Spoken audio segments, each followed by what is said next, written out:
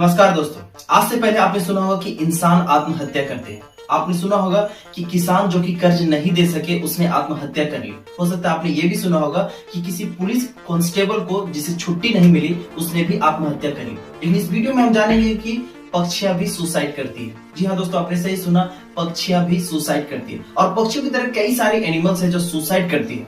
आपको आगे इस वीडियो में पता चलेगा। जातिंगा भारत में ही एक जगह है जो असम के बोडेल पहाड़ियों पर स्थित है। यहाँ पर पक्षियां हर साल सैकड़ों की तादाद में आकर सुसाइड करती है। आइए इस वीडियो में पक्षियों की सुसाइड मिस्ट्री को समझने की कोशिश करते हैं। सबसे पहले जातिंगा के बारे में जानते हैं। जातिंगा असम राज्य में स्थित बसा एक छोटा सा गांव है जहाँ पर आदिवासी लोग निवास करते हैं। और ये आदिवासी लोग जो बाहरी दुनिया है उनसे बिल्कुल अलग रहती है। ये अपना मुर्गी पालन करती है, पशु पालन करती है और जातिंगा के पठारों पर खेती बाड़ी करती है, उससे अपनी आजीविका चलाती है।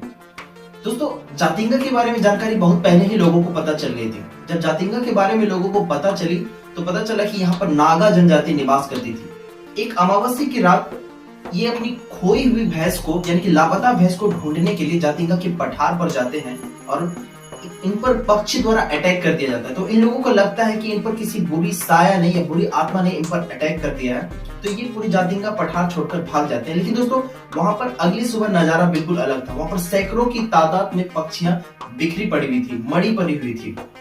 दोस्तों, ये प्रक्रिया हर साल अगस्त और सितंबर के महीने में होने लगी।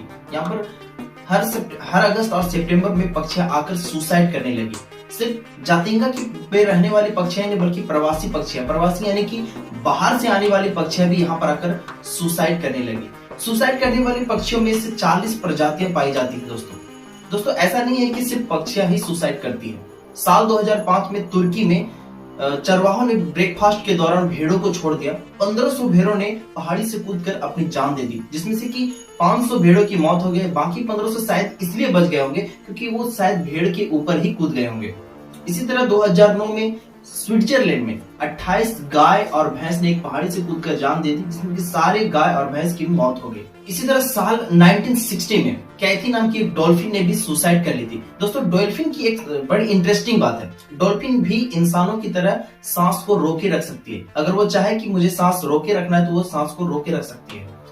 डॉल्फिन एक्सपर्ट रिचर्ड ओब्रॉय का मानना है कि जब कैथी अपने अंतिम समय में थी, वो मेरे पास आई, उन्होंने मेरी आंखों में आंखें डालकर देखा और मुझे लगा कि वो थोड़ी सी उदास है। उन्होंने एक सांस ली और दूसरी सांस ली ही नहीं और अगले ही पल उसकी मौत हो गई। 1845 ईस्वी में इलस्ट्रेट लंदन न्यूज ने एक रिपोर्ट दी थी कि न्यू फॉकलैंड के एक काले कुत्ते ने पानी में कूदकर अपनी जान दे दी थी। वो एक बार पानी में कूदी, उन्होंने अपने सिर को पानी के अंदर डुबोए रखा, जिसकी वजह से उसकी मौत हो गई।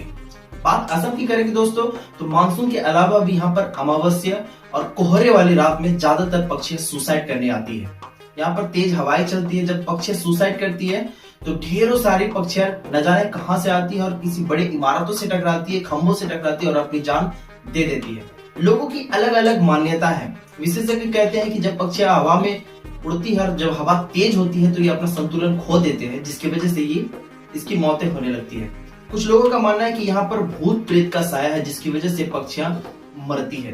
दोस्तों, पक्षियों की लगभग 40 प्रजातियां यहाँ पर सुसाइड करने प्रत्येक साल आती है। प्रत्येक साल यहाँ पर लोग इस सुसाइड को देखने के लिए आती है।